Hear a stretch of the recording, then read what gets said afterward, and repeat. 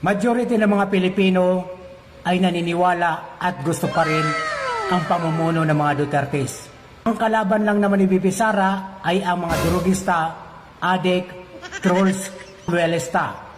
At higit sa lahat, ang silent traitor ng ating bansa. Walang iba kundi ang tinagurian summa cum laude, kawatan at magnanakaw ng kaban ng Pilipinas.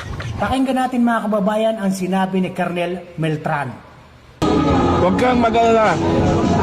By Sara Duterte, ang Pilipino naniniwala sa katotohanan ay nasa iyo. Ang kalaban mo lang, yung mga adik at saka magnanakaw. So huwag kang mag-alala. Huwag kang mag-alala. By Sara Duterte, pinoprotektahan ka ng Pilipino na naniniwala sa katotohanan. Ako, Bongbong Marcos loyalist, pero hindi ako sumusuporta sa isang Marcos na mahinang leader.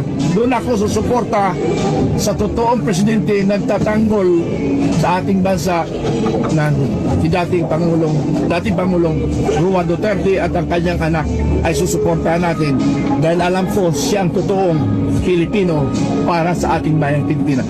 Marami pa rin talaga sumusuporta kay Bibi Sara dahil talagang malakas ang hatak sa masa. Alam din ba mga kababayan, pag nabura na sa kasaysayan ang dalawang ito, number 1, droga at adik dahil sila ang sumisira sa utak ng mga kabataan. Number 2, magnanakaw sa kaban ng Pilipinas. Mark my word, 100% magkakaroon tayo ng strong government. At hindi lang yan, marami din ang mamumuhunan sa ating bansa dahil wala ng kurap.